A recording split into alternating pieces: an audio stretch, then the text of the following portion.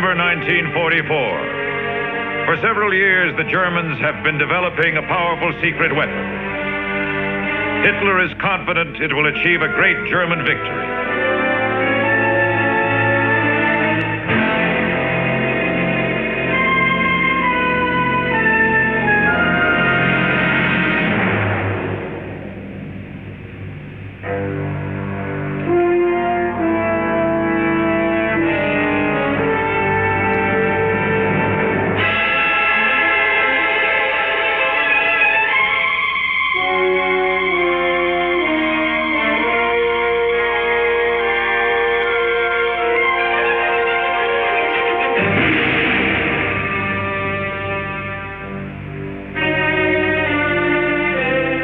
After many tests, the German V-2 rocket is finally perfected.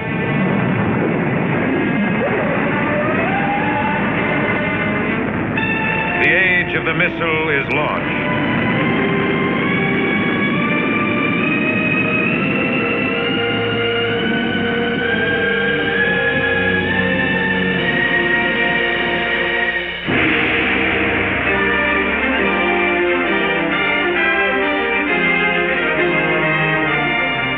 The rocket was an impressive technical achievement.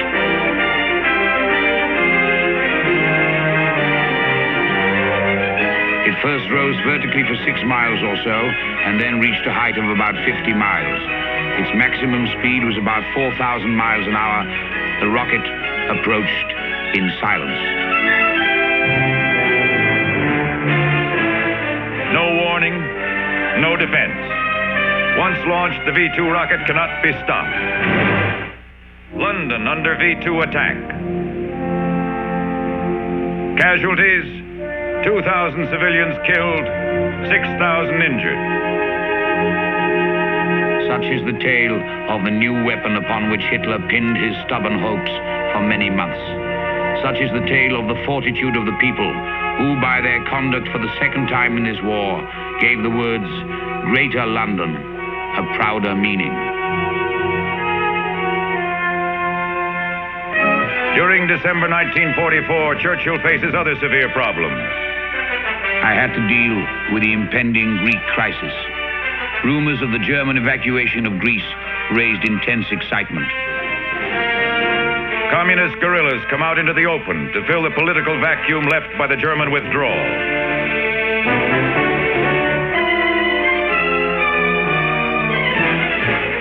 Only 10 days before, General Scobie and his 5,000 British troops had been received with rapture as deliverers by the population.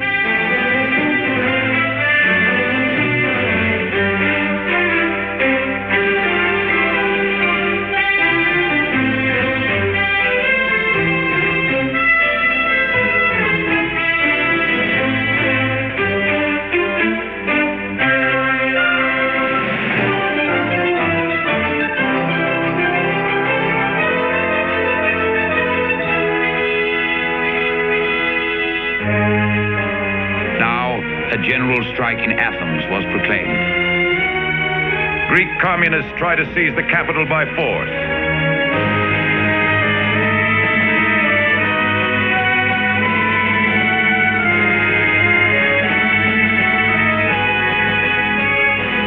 Communist supporters engaging in a banned demonstration collided with police.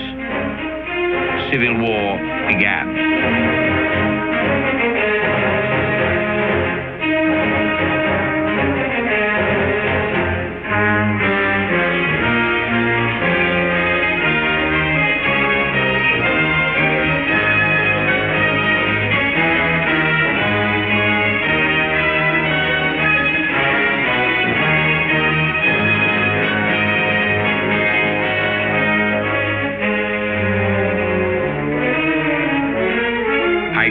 Direct control. On learning that the communists had already captured all the police stations in Athens, murdering the bulk of their occupants, and were within half a mile of the government offices, I ordered General Scobie to intervene and fire upon the treacherous aggressors. It is no use doing things like this by halves. The mob violence by which the communists sought to conquer the city and to present themselves to the world as the government demanded by the Greek people could only be met by firearms. from Prime Minister to General Scobie. You are responsible for maintaining order in Athens. It would be a great thing for you to succeed in this without bloodshed, but also with bloodshed if necessary. I felt grave concern about the whole business, but I was sure there should be no room for doubts or hedgings.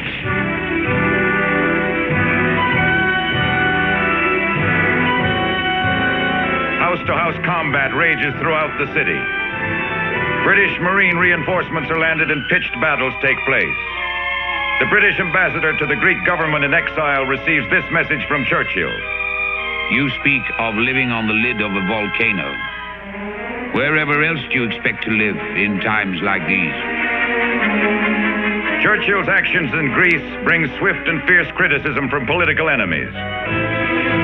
Now that the free world has learned so much more about the communist movement, many will be astonished by the vehement attacks to which His Majesty's government, and I in particular, were subjected.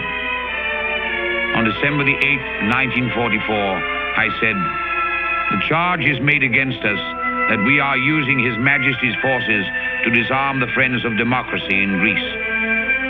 The question, however, arises, who are the friends of democracy, and how is the word democracy to be interpreted?"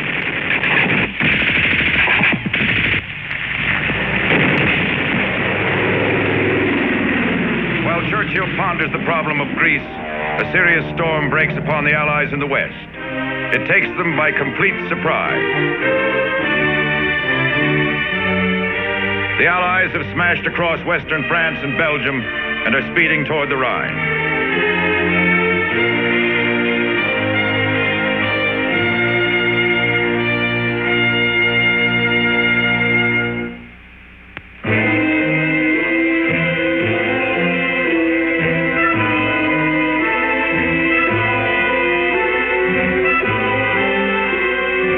In the Ardennes sector, 4 American divisions hold a front of 70 miles. It is a weak position. The Allies know it. The Germans know it.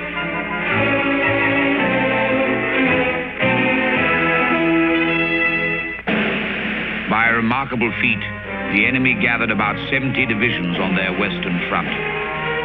This great force was intended to break through our weak center in the Ardennes to the River Meuse, swing north and northwest, cut the Allied line in two, seize the port of Antwerp, and sever the lifeline of our northern armies. This bold bid was planned by Hitler, who would brook no changes in it on the part of his doubting generals.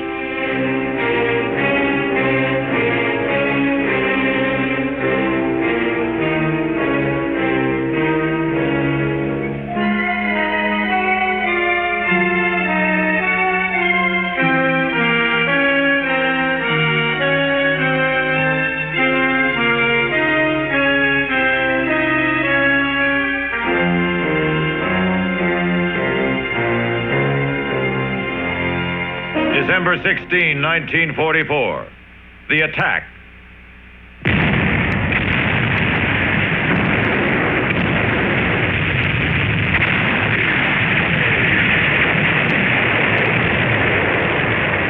Three German armies roll through the forest of the Ardennes, and the Battle of the Bulge begins.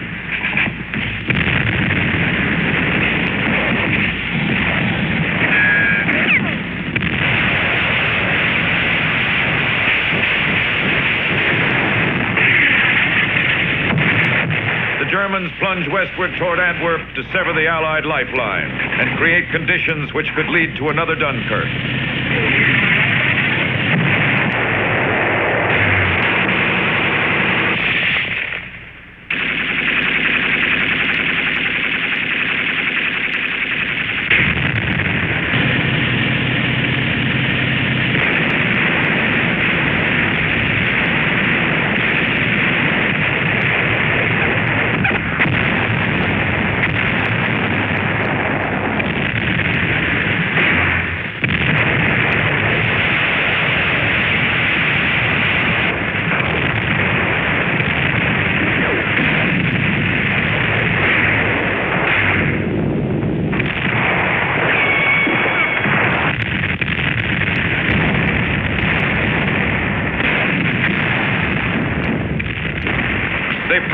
savagely on Bastogne.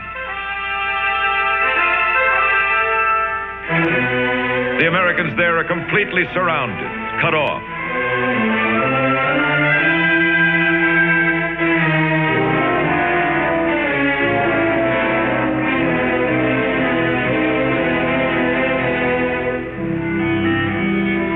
They wait for relief from airborne troops, but for 6 days the weather makes this impossible.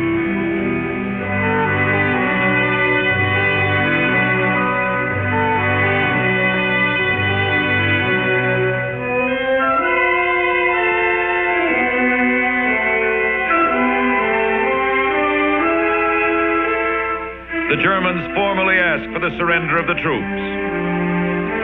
General McAuliffe gives his formal reply. 4 German emissaries with a great white sheet on a stick approached our lines in the south. There was a lull in the battle while our people blindfolded these fellows and took them to the command post of Colonel Harper. There the Germans delivered an envelope which Colonel Harper brought to me in my command post inside the town. There were other members of my staff there. I said, "What is this thing?" They said, "It's a surrender demand." I just sort of laughed and said, "Nuts."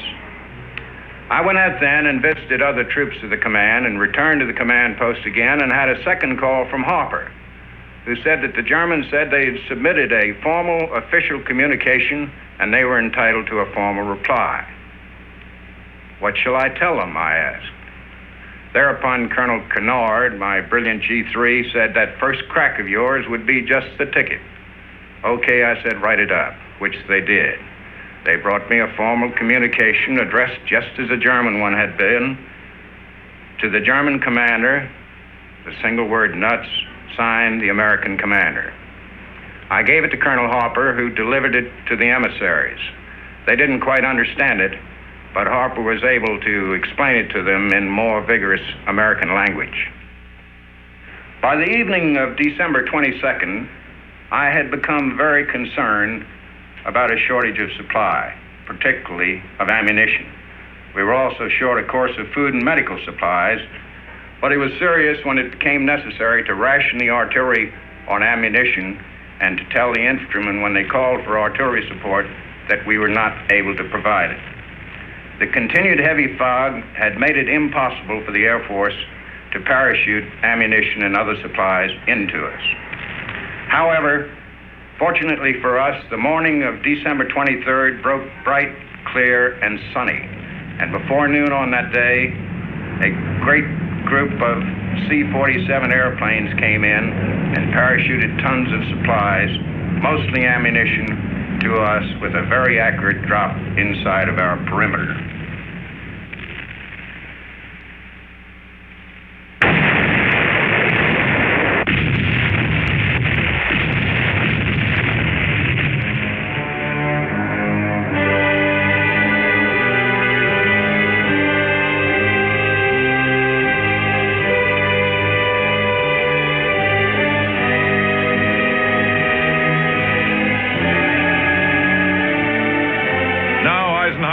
His counterattack.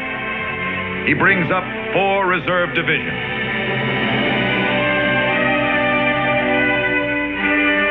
From the south, Patton's army races northwest. Montgomery's army strikes south to meet him halfway.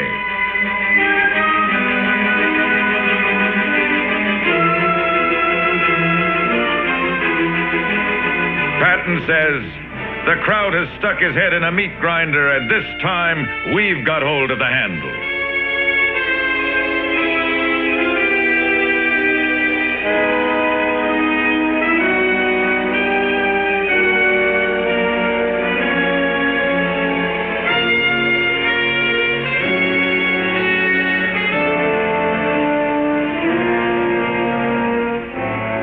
As the Allied troops advance, they reach Malmedy.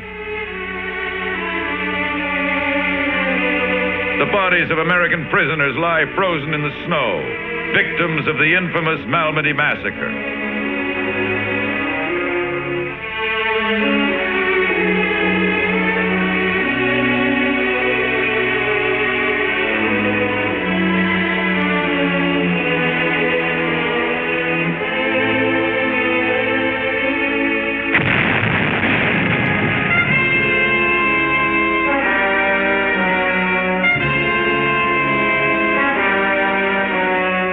Struggling through snowstorms, the Allies forced the Germans steadily eastward and harassed them continually from the air. By the end of January, the Germans were back behind their frontier with nothing to show for their supreme effort except ruinous losses of material and casualties amounting to 120,000 men.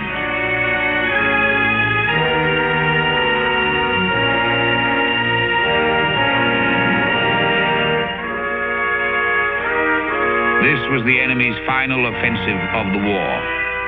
In General Montgomery's words, the Battle of Ardennes was won primarily by the staunch fighting qualities of the American soldier.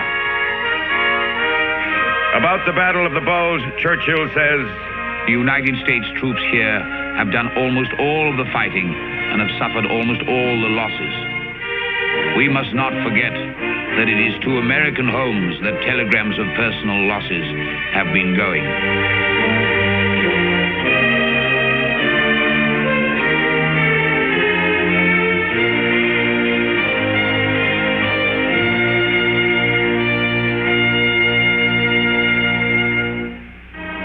Churchill feels it is important to get a quick settlement between the warring factions in Greece.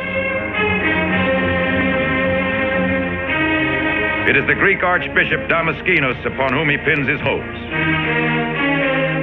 I felt sure I ought to fly to Athens and see the situation on the spot, and especially to make the acquaintance of the Archbishop.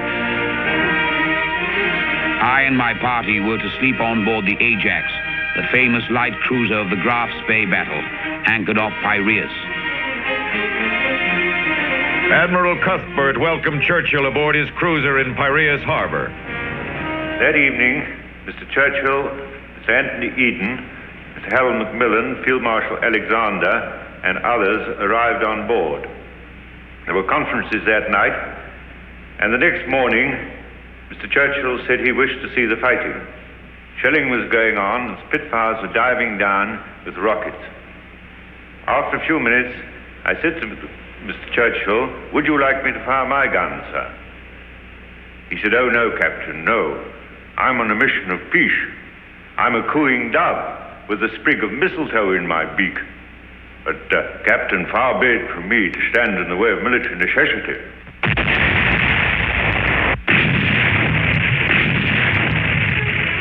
The final Christmas of the war, and Churchill has to spend it far from home. He sends this message to President Roosevelt. Anthony Eden and I are seeing what we can do to square this Greek entanglement.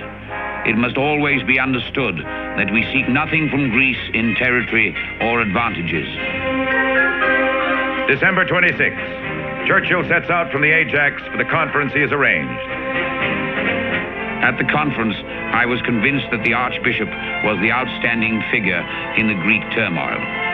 I said, "I have come all this way, although great battles are raging in Belgium and on the German frontier, to make this effort to rescue Greece from a miserable fate and raise her to a point of great fame and repute.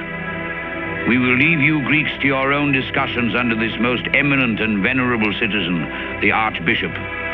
We have many other tasks to perform in this world of terrible storm."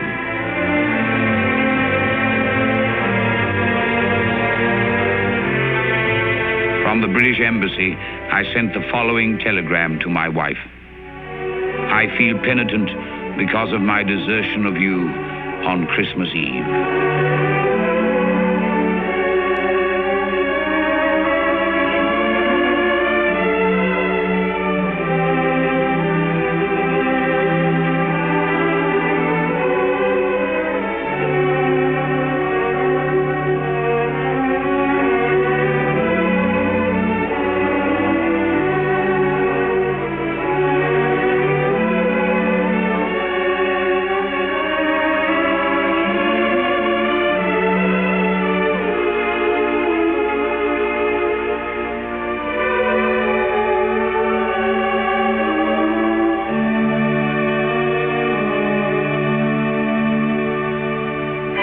By January 4th, 1945, due largely to the efforts of Winston Churchill, a new democratic government leads the Greek people.